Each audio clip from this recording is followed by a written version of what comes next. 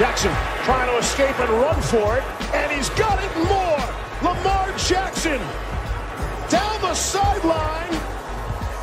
Will they give it to him? They will. Touchdown, Baltimore.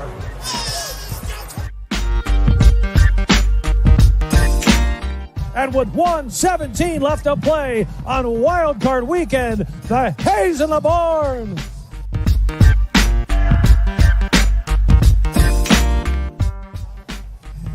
Oh my God! I wish we had a camera in here so you could see what we're doing. We're just a bunch of clowns in here. How much fun is that?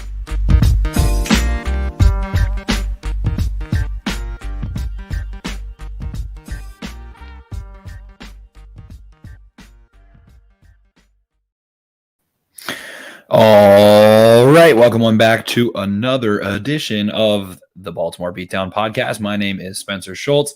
I am here again, solo dolo. Apologize for the late episode, everybody. Had some technical difficulties after a long day yesterday. Was going to try to record early this morning, but got caught up with some other things. It is Monday, November 8th, and your Baltimore Ravens are still in first place in the AFC North. They are the number 2 seed currently in the beginning of November in the AFC. So the Ravens are sitting pretty after another crazy game. The Minnesota Vikings come to town, stick it to the Ravens in the first half, end up having a 17-3 lead, only to watch the Ravens behind Lamar Jackson, a sturdy defense, and a nice run game with Devontae Freeman and Le'Veon Bell. Crank it up in the second half, overcome that deficit, and ultimately win their second overtime game of the year. They have played in 3, lost 1, won 2, both of the ones at home. They've been able to get it done. The Ravens are sitting pretty. Lamar Jackson ends up accounting for 400 yards in this game again, ran really well. I think his longest run of the day was actually only 12 yards, if I'm not mistaken. So we see the Ravens end up mounting a really spectacular comeback there. A couple great plays in the red zone. Devin Duvernay with a really great slip on what looked like a shallow, kind of the old school Anquan Bolden route where you slip behind the linebackers after looking like you're running a shallow route and then go up and get it. Lamar Jackson with great ball placement. Ravens were able to drive down at the beginning of the game, kick a 37-yard field goal. The ensuing drive, of course, there was a little bit of a communication error. It looked like Deshaun Elliott told Marlon Humphrey to play the out route. Chuck Clark was kind of carrying the man over the middle instead of playing the deep middle. And Justin Jefferson does a little baby out and up, turns upfield, catches a 50-yard bomb. Then the Ravens get the ball, back and forth a little bit. The Vikings end up getting the ball back. And the Ravens make like a 6-play goal line stand, capped off with a defensive pass interference on 4th down. Chris Board with some really tight coverage. I think that it definitely could have gone either way. It looked like a pretty good rep from Chris Board overall. He didn't influence the receiver or prevent the receiver from making a play, but definitely there was a ton of contact. So you see those called, and the Vikings are able to go up 17-3. The Ravens drive down in 2 minutes and are able to go score a 5-yard touchdown to Devontae Freeman. The Ravens did a really great job in 2 minutes and started getting that little bit of urgency to them. Everybody starts to feel good. Okay, it's a 1-score game. The offense finally gets going, and the Ravens decide to play a little cat and mouse, kicking the ball to the 2-yard line instead of trying to send it out. And the ball gets taken 98 yards back for a touchdown. 24-10 Vikings, takes all the air out of the stadium, but have no fear. Lamar Jackson leads a Pat Ricard drive alongside Pat Ricard. Pat Ricard, Project Pat, Project Purple Pancake, All Pro, Pro Bowl Pat. Man, oh man, did he have himself a game.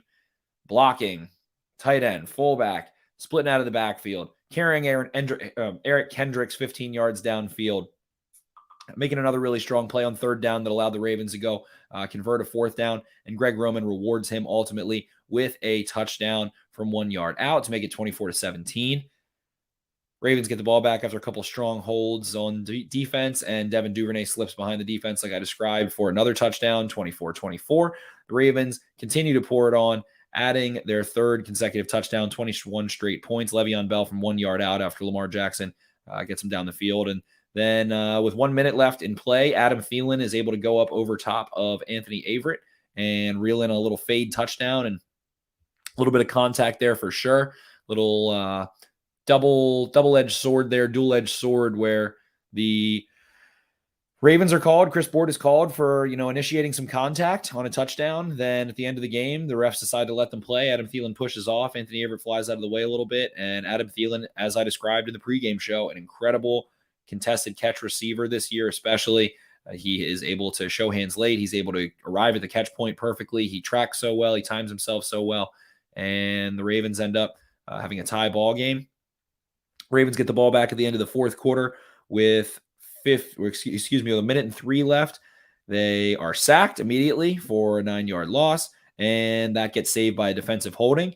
Then Lamar Jackson throws it to Rashad Bateman for 6 yards. Ravens go into no huddle, move the chains on an 8-yard play to Mark Andrews. Lamar Jackson incomplete deep to Rashad Bateman. It looked like the Vikings overloaded a blitz that Lamar didn't pick up on, so he decided to throw that away. So I'm counting that one as more of a throwaway. Then the Ravens get a 7-yard pickup to Mark Andrews on 2nd and 10, followed by gain to Marquise Brown, where he gets pushed out of bounds. Mark Andrews gets banged up on the play and is called for holding, pushes the Ravens back. It's 3rd and 13 on their own 41. They get sacked again to close out the fourth quarter. Ravens get the ball back in overtime and rip right on down the field. They're at the Minnesota 33 and try to run a quick little flat concept to Pat Ricard. And Anthony Barr makes a great play, jumps up, tips the ball, ends up tipping it to himself, catching the ball, intercepting it. And then the Vikings end up getting completely stiffed, 3 and out. Short left to Dalvin Cook, 2 yards. Brandon Stevens closes him out. Tyus Bowser then gets a tackle for loss on a Dalvin Cook run. So it looked like they tried to really feed Dalvin Cook. Then incomplete deep left to Adam Thielen. Ravens get the ball back and a holding call on the punt. Get the ball at their own 20. Lamar Jackson flips it to Marquise Brown, who has a nice little whip around, gets a little bit of yards after the catch like he did so well in this game for 20 yards. Le'Veon Bell with a nice little carry for 2 yards. Eric Tomlinson gets a pickup, fights for yards, gets down to 3rd and 1. Le'Veon Bell is able to run off tackle for 3 yards, pick up the first down.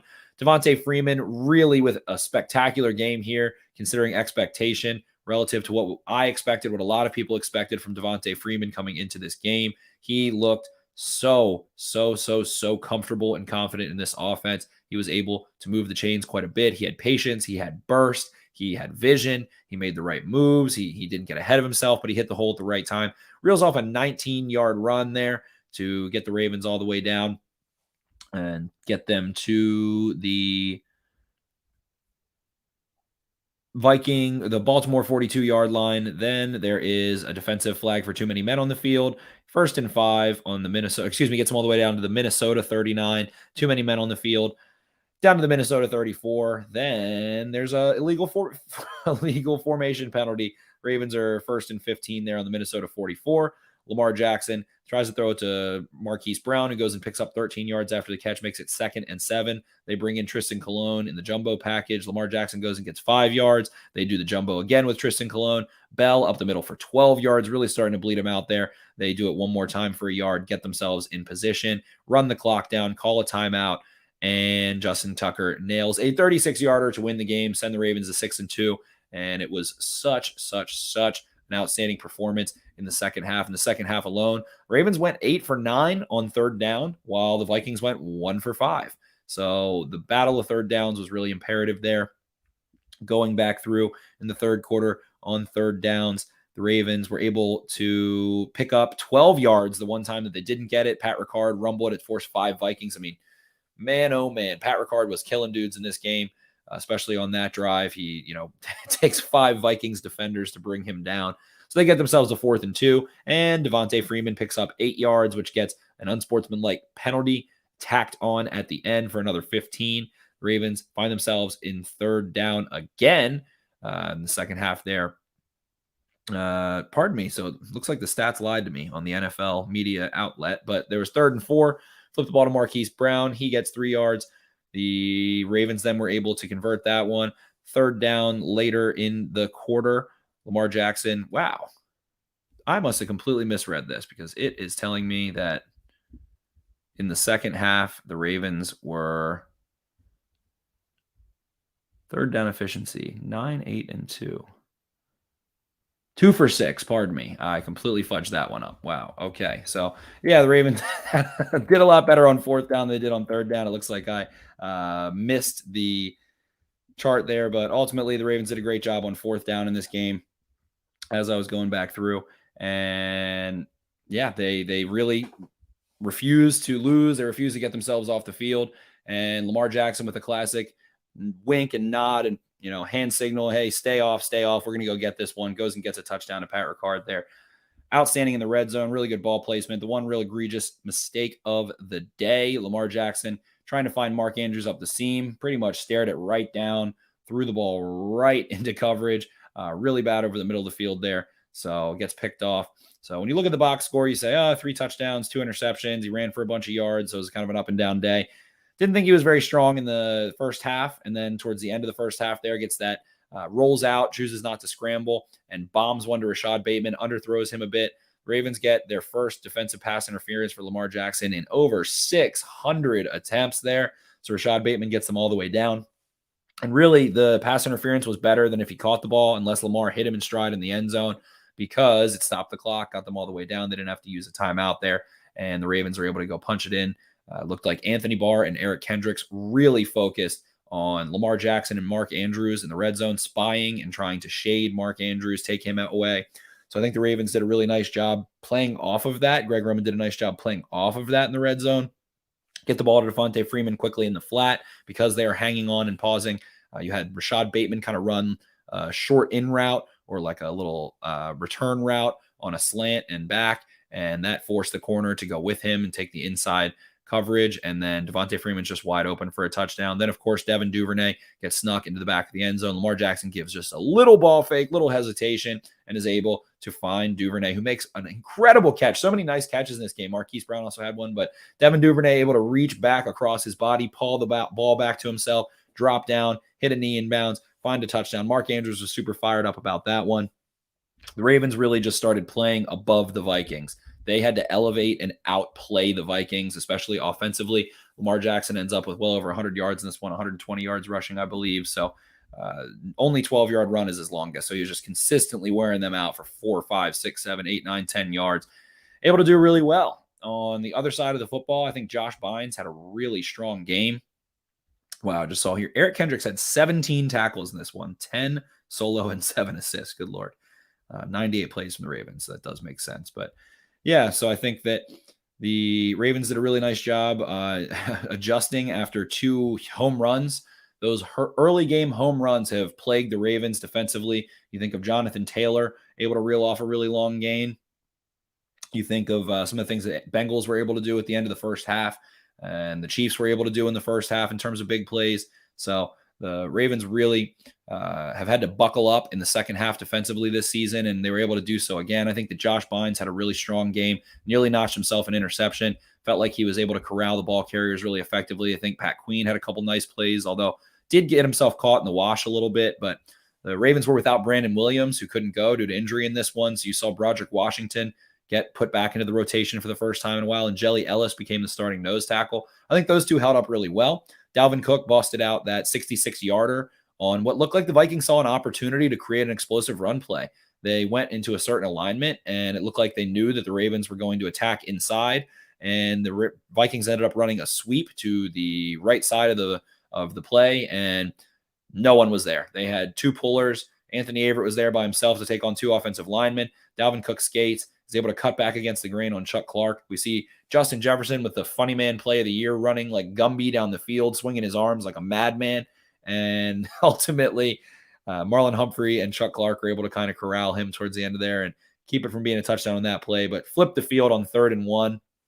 Vikings had the ball not too deep into their own territory, so they really generated an explosive play rushing the ball there. And that was a huge play in addition to the Justin Jefferson 50-yard touchdown that I already discussed. So other than that, the Ravens, had 2 long plays that kind of put them in a bad position and were able to relatively take advantage of the Vikings' sort of passive tendencies the rest of the game offensively. They blitzed on 32% of the Vikings dropbacks, held Kirk Cousins to 4 of 9 when they blitzed for only 50 yards. So I thought they were quite effective in their blitzes there. Kirk Cousins under pressure just crumbles, and I think we saw that a few times, some really errant throws from him, some panic throws fading away. Kind of reminded me of like late, not good Joe Flacco in his tenure with the Ravens when he just didn't want to get hit. So you saw Kirk Cousins get really rattled throughout this one. And overall, the Ravens defense was really able to saddle up. I think Deshaun Elliott had a lot of big tackles in this one, played a very key role, ultimately filling the run, doing some various things. Tyus Bowser had a really strong game in this one, had a pass breakup, also had a couple big run stops there as well. He was all over the field, got a couple pressures, I believe, as well. So I think he played a factor. Calais Campbell, of course, blew a couple of them up in the backfield. Marlon Humphrey able to have 2 pass breakups in this one on Justin Jefferson. Saw him able to stay really sticky in man coverage after they tried to play what looked like zone and they let up that long touchdown. So then they asked Marlon Humphrey to do it. A lot of people said he couldn't do what he couldn't do, I guess, against Jamar Chase for the most part, even though he did get that one pick, but got burned a couple times there. So he shut down Justin Jefferson for the most part, especially after that long touchdown. The Ravens really, truly stifled the Vikings in the second half, holding the Vikings to 30 yards rushing and 83 yards passing. So 113 yards there with 1 touchdown, the Adam Thielen touchdown. Held Justin Jefferson in the second half to 1 catch for 12 yards on 2 targets. And Adam Thielen to 2 catches, including that touchdown on 4 targets. So really able to shut those 2 down. They didn't let Dalvin Cook factor into the passing game very much. We saw a couple big tackle for losses. The Ravens ultimately had 5 in this one. So I think their line did a really nice job getting after the Vikings and creating pressure, even though Kirk Cousins does a good job not taking sacks, able to throw the ball away and do some things. So it was a definite strong performance to flip the script around for the Ravens defense, who got a lot better tackling in the second half, didn't give up much opportunity, really crushed it in the run game. Josh Bynes, again, I think had a huge game in this one, finished with 11 tackles. Tyus Bowser had 5. Pat Queen had a couple big plays. Justin Madubuike had a couple nice plays as well. So this Ravens defense, Tavon Young definitely contributed at times. And ultimately, this Ravens defense had a nice closeout effort to help win this game. They got put in a couple bad positions. They also let up a couple too many big plays. But at the end of the day, we're able to get the job done. Wow. At the end of the day, it was fun watching Pat Ricard rumble in this one. Rashad Bateman gets involved. It was a lot of fun. We saw Marquise Brown generate like 80 yards after the catch, according to PFF, which was the most of any wide receiver this week. And there wasn't one big play where, he catches a 20-yard dig route and runs 50 yards up the field. He did it consistently, made guys miss. He actually is tied for 10th in the NFL in missed tackles forced as a wide receiver this year. I think he has 7, according to PFF. So Marquise Brown really getting stuff done there. The playmakers overall came to play, man. I think that the Vikings did a pretty good job taking away Mark Andrews, but other guys stepped up. Rashad Bateman has truly turned into a first down machine. I think he had 5 receptions and 4 of them went for first downs, and like 11 of his first 12 receptions of his career have gone for a first down now. So his ability to do that, as well as go up and force that pass interference, really smart way of changing his route, working the scramble drill and just going deep. He can really fly, man. He ran 4.38 at his pro day for Minnesota, and game speed versus 40 speed is always something a little different. But I think we saw some true 5th gear speed from Rashad Bateman there. I've seen it a couple times now. He's playing super confidently, and a lot of people were in question. All the OBJ rumors that happened this past week, Rashad Bateman being on the injury report, Sammy Watkins isn't able to go, so everyone was confused. Bateman ends up playing over 60 snaps in this one.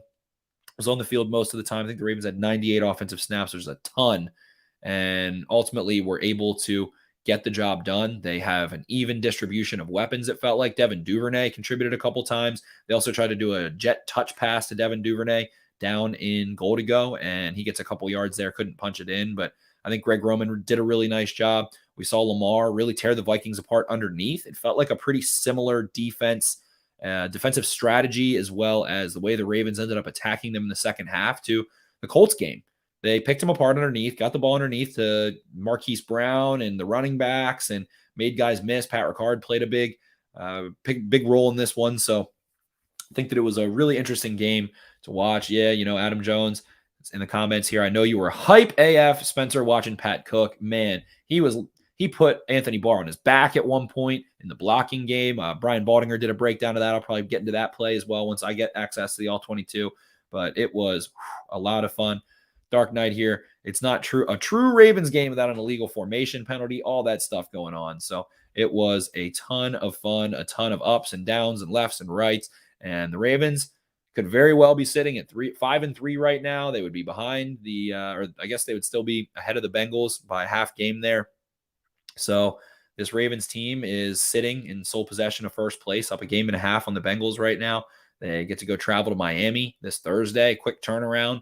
They ultimately lose Deshaun Elliott for the season with torn biceps and another torn muscle, torn triceps or chest, pectoral, something of the sort. But interesting to see Trey Boston's name floating around. He had Adam Schefter, I guess his agent had Adam Schefter tweet out and say that he is vaccinated, he is healthy, he is ready to play. So I think they definitely need to make a move for Trey Boston. I think that would be a good quality signing, a veteran with experience on the back end that could get acclimated, have a long week after the Dolphins game to be able to bring him in and get him a little bit acclimated and use him so you're not relying on Brandon Stevens to be a full time, true safety in year one when he is still a neophyte at the DB position, to quote defensive backs coach Chris Hewitt. So Team Ramey chiming in here. What's up, Ramey? What's your feeling on Brandon Williams and the Ravens' performance without him? I think Jelly Ellis was good. I think that the Ravens clogged the run game in the middle. They were able to thwart a ton of inside concepts, and I think Jelly Ellis made a couple nice plays. And I think that it just kind of shows how replaceable Brandon Williams is at this point in his career. The depth is nice to have them, but I think that the Ravens need to significantly reduce Brandon Williams' snaps. I don't know if he's just, getting a little bit more winded at this point in his career, but it seems like Jelly Ellis is capable of playing within the same, stratosphere, the same level of quality play as Brandon Williams. So keeping both of them fresh might be the way to go moving forward, mixing in Broderick Washington there.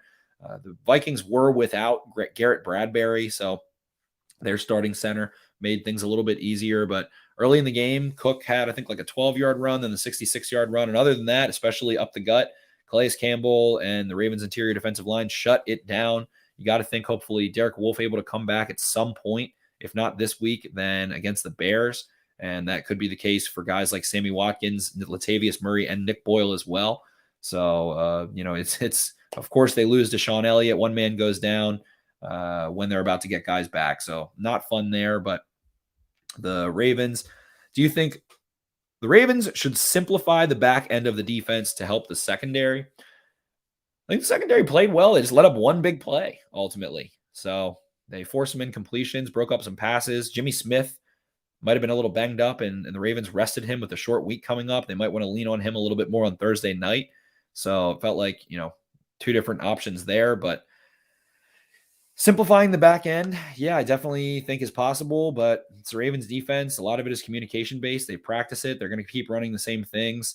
They're going to keep running the same tendencies, and they're a man-dependent scheme. Things are going to be limited without Deshaun Elliott that you might want to call, or having some post-snap rotations and things of that nature might be a little bit thing of the past with what's happening, but it's going to be a work in progress. This defense doesn't have to be perfect. Lamar is the one who's going to have to take them as far as they can go.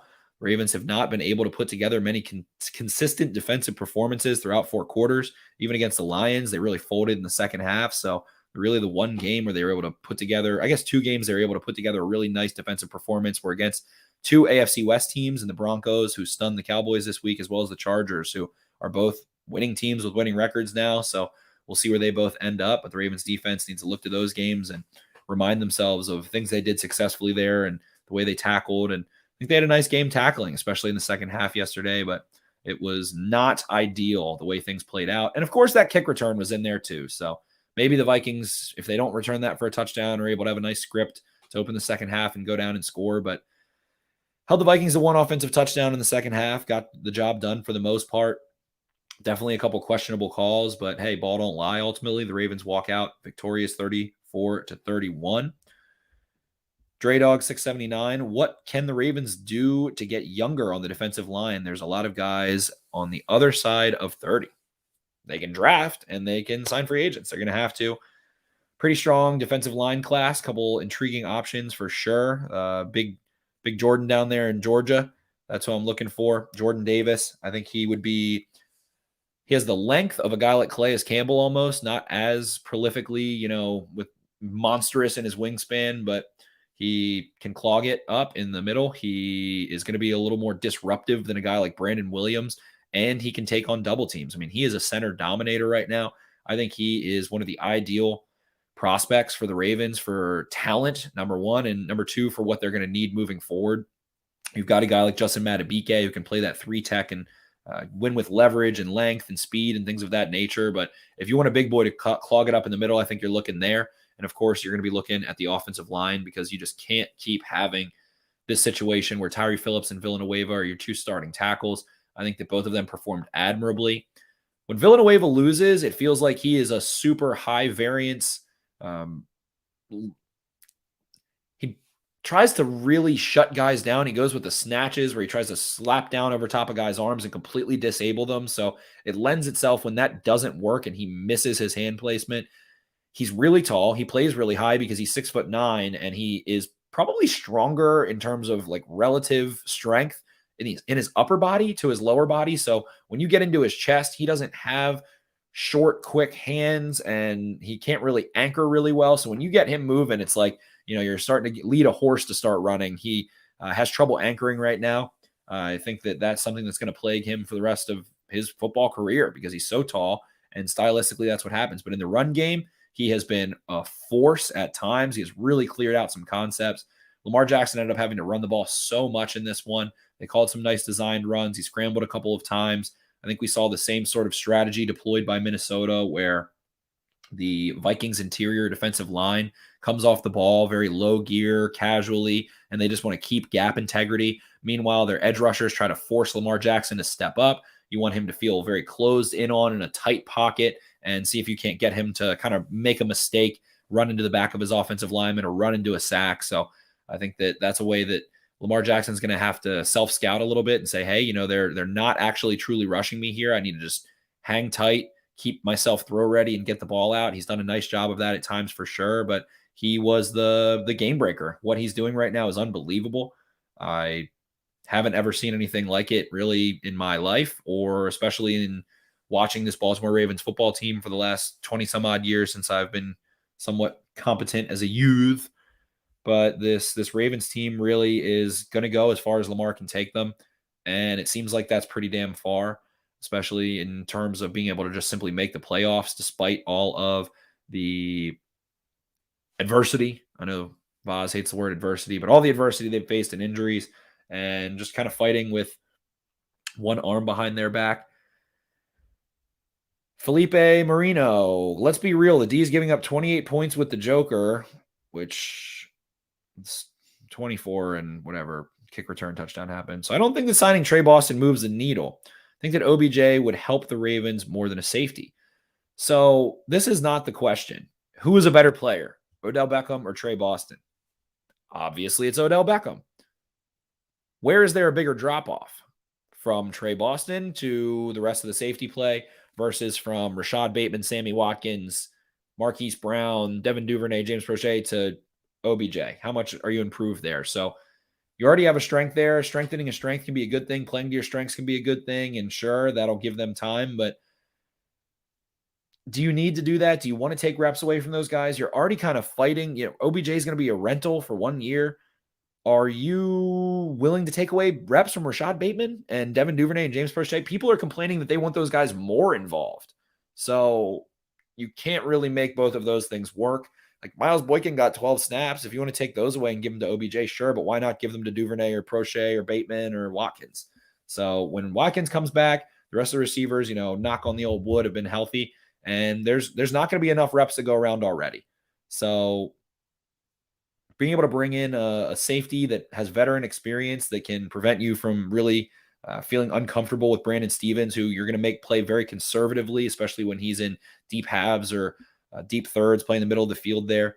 It's a fluid situation. I mean, getting Odell Beckham versus getting no one, sure, but I'd rather probably have Trey Boston at this point, and I'd rather let those young receivers continue to get reps. It feels like the Ravens are fighting with a hand tied behind their back. I've said it before, but because you don't have Peters, you don't have Stanley, you've been without Edwards, Dobbins, so many players.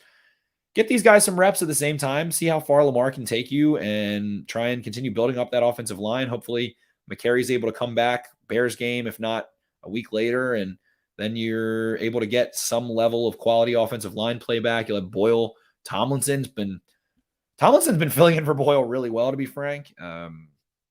It's been quality play from that man. He caught a nice little couple passes in the last couple weeks and has done some nice things ultimately in the passing game, pass blocking, and definitely been really consistent in the run game. So unsung hero, definitely Eric Tomlinson. He's gotten a fair amount of snaps and has been able to make an impact. So I think that's why the Ravens especially aren't in a huge rush to get Nick Boyle back. But at some point, you're probably going to have Boyle and Tomlinson and Andrews and Oliver, and you can go with some big boy packages. Put Le'Veon Bell in, or Pat Ricard, or Latavius Murray in there, and able to play some real big boy ball. It's just the obsession with Odell. It's like, is it just because he's had dyed his hair and he made a one-handed catch? Like obsessed with Odell here. Felipe Marino. What is it about Odell? Is it just because he's such a household name at this point? Like, he's still a good player. Yes, he's still a good receiver. I think he can get open and help this team for sure. We're just obsessed with Odell Beckham. Why? They have good receivers. Marquise Brown is a good receiver. Rashad Bateman is playing really well. Sammy Watkins played really well. Devin Duvernay has made a crazy one-handed catch. Like, we're obsessed with Odell Beckham. Sure, who cares? I'm moratorium on Odell Beckham from this point forward officially. Tylan Wallace, exactly, another guy who is working his tail off on special teams and isn't getting any reps offensively. So at the end of the day, Odell Beckham is not going to make or break the Ravens. So moratorium officially imposed here. But Lamar Jackson undefeated against the NFC, and that's a pretty crazy stat. They're going to play the Packers and the Rams, who are good teams, but we just saw the Rams get kind of throttled by the Titans and their defense. So interesting things all around. They do have Von Miller, but they're very mortal. Aaron Rodgers and the Packers have some interesting situations going on. It's always going to be a tough game playing them. Aaron Rodgers and Lamar Jackson, I think, in terms of what their impact is on the football field overall, are kind of similar. When you play them, they can beat you no matter what, no matter who's on the field aside from them, any given Sunday, any given Thursday, any given Monday. They can beat you. Aaron Rodgers and Lamar Jackson can and will beat you.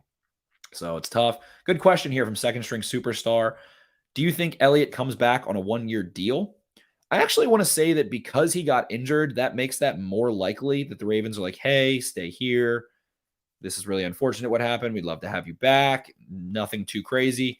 But if he can go get a 3-year, $30 million deal somewhere, someone's like, yeah, we love that dude. He hits. He has strong coverage skill and is a consistent player that brings intensity. We like guys from the Ravens defense. If the Jets sign him, are you surprised? If the Jaguars sign him, are you surprised? Absolutely not. So I think it increases the likelihood because of the injury a little bit that he feels like he still has unfinished business in Baltimore, and he's talked about how much he loves the city, and that his value might not be as high because he's coming off of an injury, and the Ravens will be the ones who know where he's at with that injury. But biceps, it's not like he had something with his knee or with a ligament. It was a muscular injury, which is tough and hurts like hell, but they'll be okay. Tomlinson did have a big holding penalty late. I think it was actually either a holding or an illegal formation. Legal formation, I think, was because of Tyree Phillips. I think he did have a hold or something of the sort, but one play out of 98, and it didn't cost him the game. So Eric Tomlinson's done a really nice job. He has consistently been in the right place and sealing off linebackers and making some nice plays in the run game, especially. Boyle's definitely a better receiving option. And I'm not saying that he's better than Boyle or anything. I would rather have Boyle, but I think that Boyle hasn't had to be rushed back because of the presence of Eric Tomlinson. Team Ramey. Bears game worries me. And the Ravens playing down to Fields. Rookie quarterback that likes to hold the ball. Bad offensive line. Bears defense pretty banged up. I don't know. NFC team. Haven't played Lamar before. I think the Ravens are going to be okay. I think they're ultimately going to be standing at 8-2 here. And anything can happen. Anyone can get hurt any given Sunday, but looking pretty likely. Ravens are going to go play a maybe Jacoby Brissett, maybe Tua. I don't know why they would be inclined to play Tua right now if he's hurt. And they're kind of in a catch-22 because they've been kind of publicly inquiring about Deshaun Watson. So weird situation. They also traded their first round pick in this upcoming draft in order to acquire Jalen Waddle. So it's like you're tanking to get your second through, later round picks better. I don't know what to do. So I guess you got to try to play Tua as much as you can, as much as he's willing to play, and get him to see what you have in him and see if he grows and makes progression. But he's hurt, he's banged up, and they're not going to have a lot of practice time. Josh Bynes has been a monster so far. Tyler says, Josh Bynes, I thought played really well. Went and checked his PFF grade. It was like a 50-something. I was like, okay. Saw him make tons and tons and tons of plays. And I'm sure there's a few he doesn't make, but PFF linebacker grades, not the biggest fan. So big game, big second half. Lamar Jackson doing MVP things over and over and over again. 3 second half comebacks. Everybody's going to harp on that in the narratives and blah, blah, blah, blah, blah. But we all knew it. We've been watching it happen. Baltimore doesn't get all the love in the national media. They did for a couple years there in ways, but there was still a ton of hate on the guy and on this team overall. So I think that John Harbaugh has done a good job. I think that Lamar Jackson's done a good job. Lamar, we see him checking to a screen to Hollywood Brown on 3rd and 15, getting the ball in the hands of a playmaker. I also saw that over the last 3 games, aka since Rashad Bateman came back, 71.4% of Lamar Jackson's targets have gone, or passes have gone, to either Bateman, Watkins, or Andrews. So a really concentrated attack at trying to feed their big name players. And you've got to think that once Watkins comes back into the fold, that rotation is going to be really nice. You have Devin Duvernay to play a nice role as well and come do some things. He's hungry. He's proven that he deserves snaps and is continuing to grow. Feels like Greg Roman's starting to get more confidence in Duvernay over time, and so is Lamar Jackson. We have C-Max Millen here.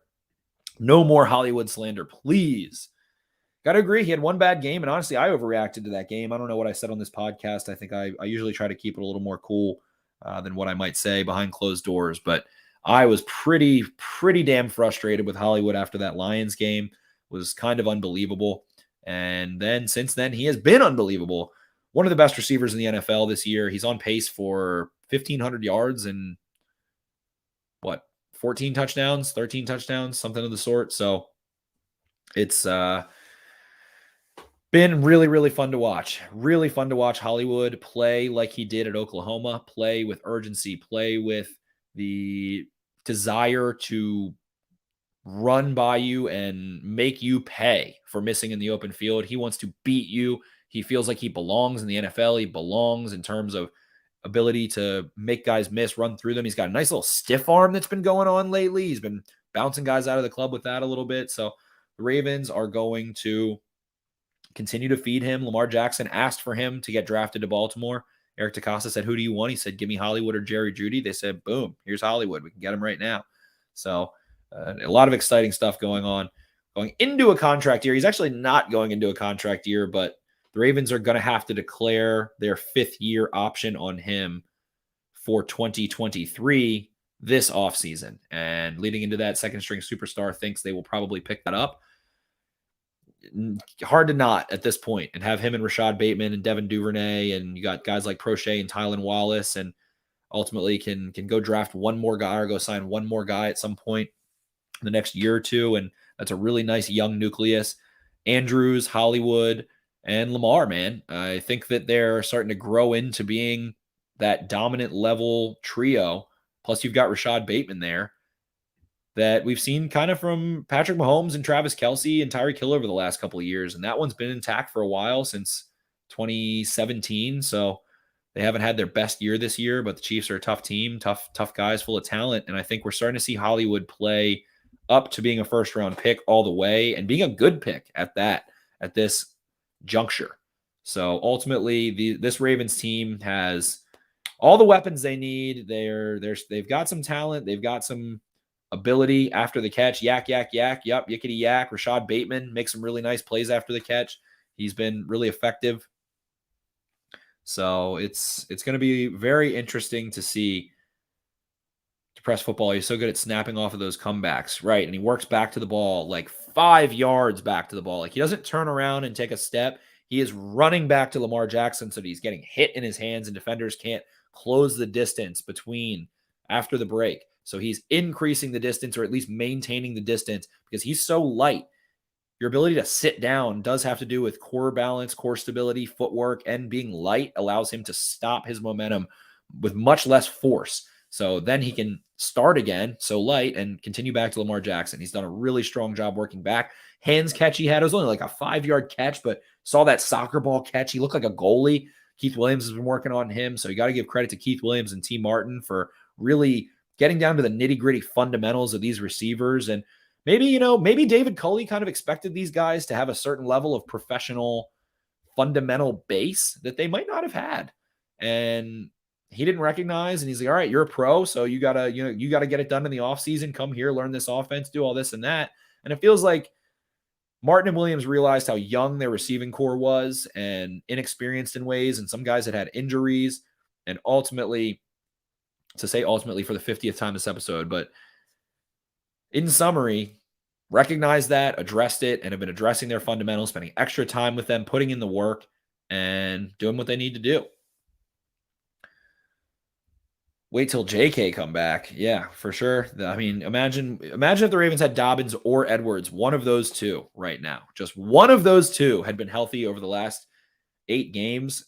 Very easily could have beat the Raiders and run them down in the first week and could be a better team. But it might have a silver lining that it forces the Ravens passing game to develop faster and more prolific than it would have with one of those or both of those guys. And then next year they can have this perfect fusion, and all they have to worry about is the offensive line. And you're going to need to draft a tackle.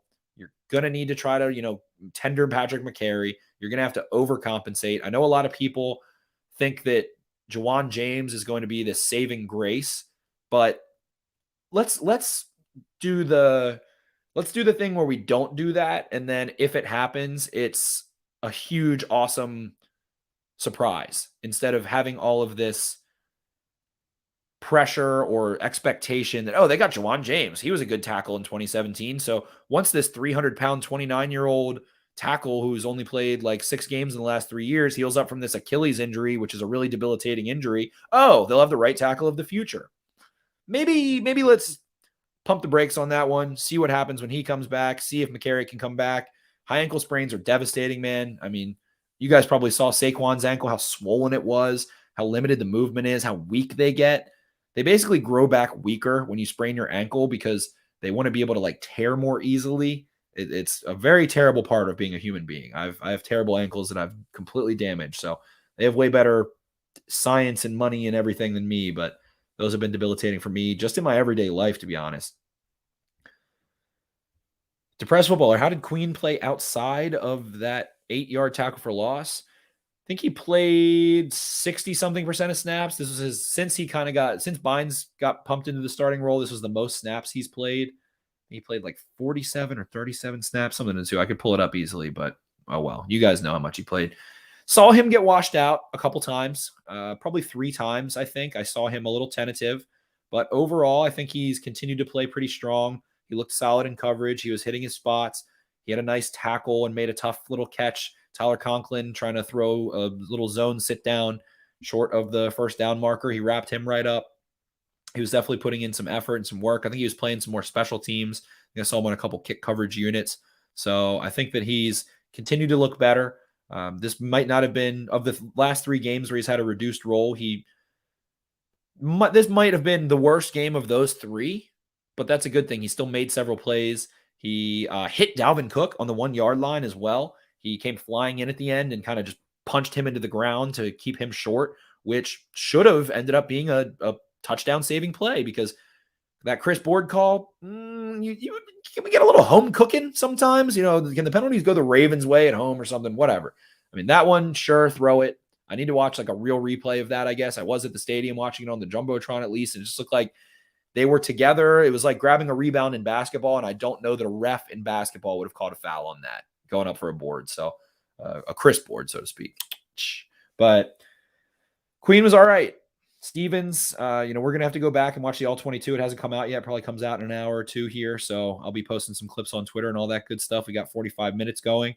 Jakey boy will be rejoining for the Miami preview, which we were going to do with Daniel Foutier, one of our good friends, friend of the podcast, who I believe is covering the Dolphins with the Miami Herald now, formerly of the Baltimore Sun. Really nice guy, huge Wizards fan. Love Dan. He's a funny dude, has tons of cool interesting tidbits, and he's down there living it up in Miami now. So follow him on Twitter, especially if you're a Wizards fan and want to get any insight on the Dolphins lately.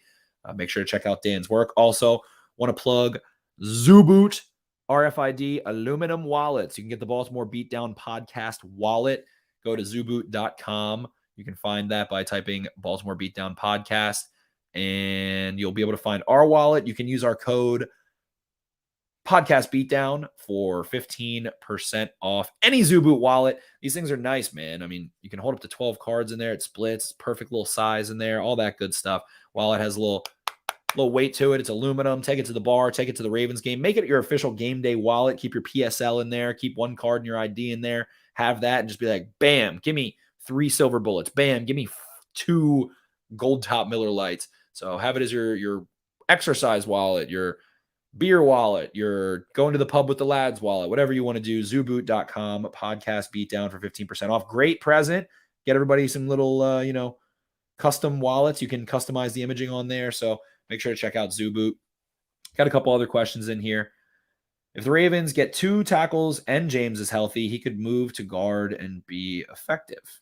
Maybe. I don't think he's played there. So it might be tough to come back from injury and then learn a new position. And I think we need to pump the brakes with the whole every tackle can play guard and every guard can play center thing. Not sure that that's the case. I think we've seen a lot of cases of that not working out. Great test for Hollywood, Bateman, and Andrews going against Xavier, Byron, and Javon Holland. Javon Holland, one of the top rookies in the NFL, is a big fan of his at Oregon.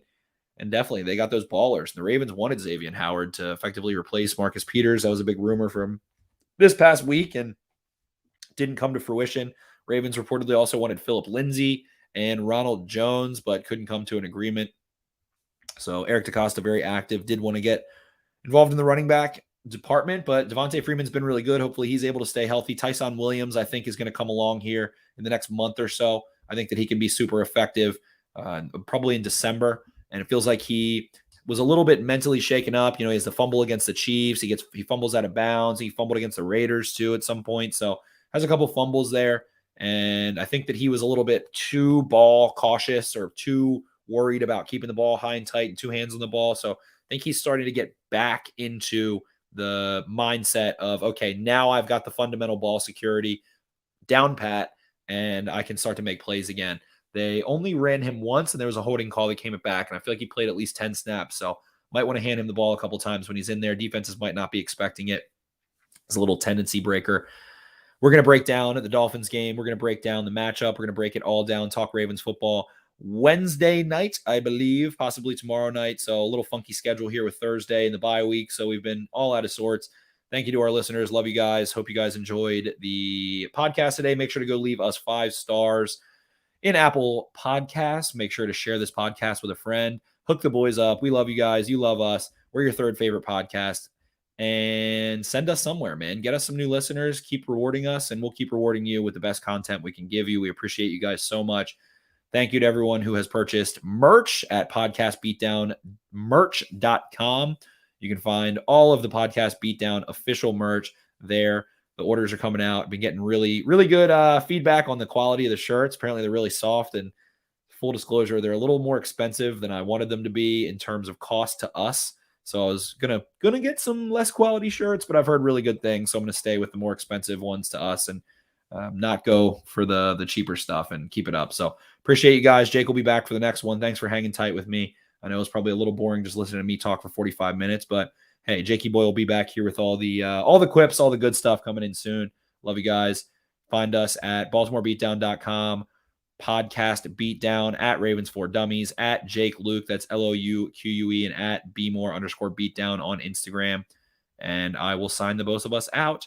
See ya. Arrivederci.